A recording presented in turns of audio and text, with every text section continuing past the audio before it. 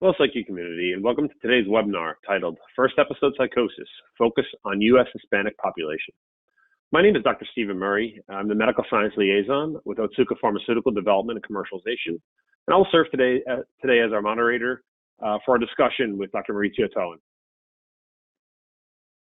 This program today is paid for by Otsuka Pharmaceutical Development and Commercialization and our partners Lundbeck LLC.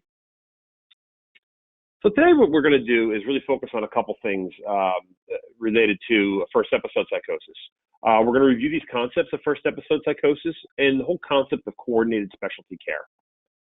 We'll then discuss the US Hispanic first episode patient population, including cultural considerations for treatment, outcomes, and research. And then finally what we're going to do is discuss findings from a coordinated specialty care clinic at the University of New Mexico's early program that Dr. Tohen will go through. So with that said, Dr. Tohen, let me pause here and I can actually pass it on to you and you can walk us through some information. Thanks. Thank you, Dr. Murray, for the introduction. So as mentioned, we're going to be talking about first episode psychosis, and we're going to focus on the Hispanic population in the US.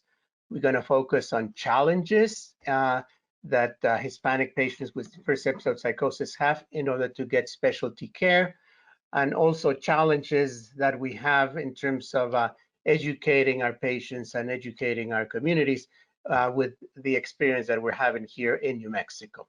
So if we go to the next slide, we can start talking about the first episode psychosis population in New Mexico.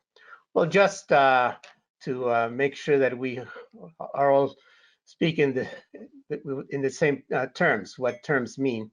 So of course, psychosis could be either perceptual abnormalities like hallucinations, or it could be false fixed beliefs. Actually, there's studies that have shown that individuals who do not have a psychiatric diagnosis at some point can experience hallucinations or even have some false beliefs. But as we know, to have a psychiatric diagnosis, we need a number of symptoms and have a syndrome, and then for a specific duration. It has been estimated that about 3% of individuals experience a psychotic symptom at some point in their lives. This usually happens in their teens or mid-20s, and it could be positive or negative symptoms. Now, in order to have a psychiatric diagnosis, of course, the nomenclature that we follow is the DSM, and within the psychosis spectrum, we can have a number of conditions. We have the non-affective psychosis, that would be schizophrenia, and schizoaffective, although it has the term affective, it's still considered as part of the non-affective psychosis. And then we have the affective psychosis, and those include psychotic depression and a bipolar disorder. So first episode psychosis, let's define first episode psychosis.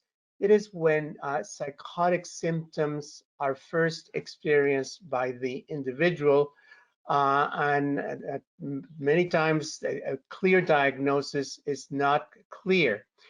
However, if the psychotic symptoms are better explained by substance use, or a medical condition, then it wouldn't be part of what we are calling first episode psychosis. Those would be secondary, again, to a medical condition or the use of illicit drugs. When it comes to diagnosing psychosis, is there any kind of uncertainty that happens for individuals during this first episode time period?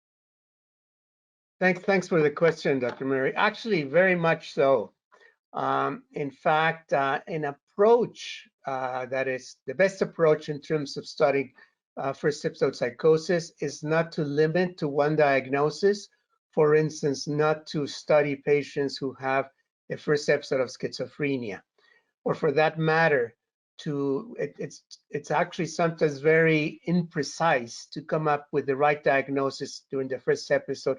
Studies that we have done have shown that the stability of the diagnosis of a first episode psychosis is actually quite unstable. In other words, many of the patients who are diagnosed with, say, let's say psychotic depression. 2 years later, 40% of patients who were originally diagnosed with psychotic depression will have a different diagnosis. And the most likely would be bipolar disorder or schizoaffective disorder. In fact, the most common diagnosis in first episode psychosis is unspecified psychosis. That is the most common. But 2 years later, the patient will have the symptoms that would, I guess, would qualify for schizophrenia or mania. So large instability of diagnosis, and in some diagnoses more than others. In fact, bipolar is actually, the stability of diagnosis is actually quite high. Schizophrenia, about 70% will have the same diagnosis 2 years later, but not all of them. And usually the switch is to schizoaffective.